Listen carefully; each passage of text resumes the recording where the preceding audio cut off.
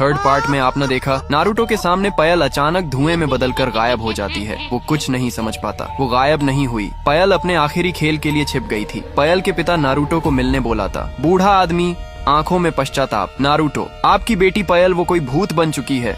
लेकिन ऐसा क्यों? पायल का पिता कुछ देर चुप रहता है, फिर कांपते हाथों से एक चाकू निकालता है। पायल का पिता धीरे से, मैंने ही मारा उस दिन उसे जंगल में ले गया क्योंकि मुझे बेटियां नहीं पसंद थी। चाकू से उसके सीने में वार किया। ये रहा वही चाकू। नारुतो हैरान और गुस्से में, आपने अपनी बेटी को सिर्फ इसलिए मार दिया क्योंकि वो बेटी थी। पायल का पिता, अब वो लौट आई है, तुझे रोकना होगा। इसी चाकू से गांव में डर का माहौल है। तब एक आदमी हांफता हुआ नारुतो के पास आता है। आदमी डरते हुए, नारुतो, गांव के सारे बच्चे गायब हो गए हैं। खेतों के पास कुछ लिखा मिला, खून से लिखा है, अब मेरी बारी है। नारुतो गुस्से में, पायल तू सच में राक्षस बन गई है। नारुतो चाकू लेकर खेतों की तरफ दौड़ता है। पायल के चारों तरफ बच्चे बैठे हैं, रो रहे हैं। पायल किसी को मारने ही वाली होती है। नारुतो वहाँ पहुँचता है। नारुतो चीखते हुए, बस कर पायल, ये बच्चे तेरा बदला नहीं है। पायल धीरे से, आंखों में आंसू, जब मेरे पापा ने मुझे मारा मैं रोई थी नारुतो, लेकिन किसी ने नहीं सुना। अब सबको सुनना पड़ेगा। नारुतो, तेरा दर्द सही था, पर ये रास्ता नहीं। तेरे पापा ने तुझे मारा था, मैंने नहीं, इन बच्चों ने नहीं। पायल धीमी आवाज में, क्या मैं सच में राक्षस बन गई हूँ नारुतो? नहीं, तू अब भी इंसान है, बस एक दर्द में डूबी आत्मा,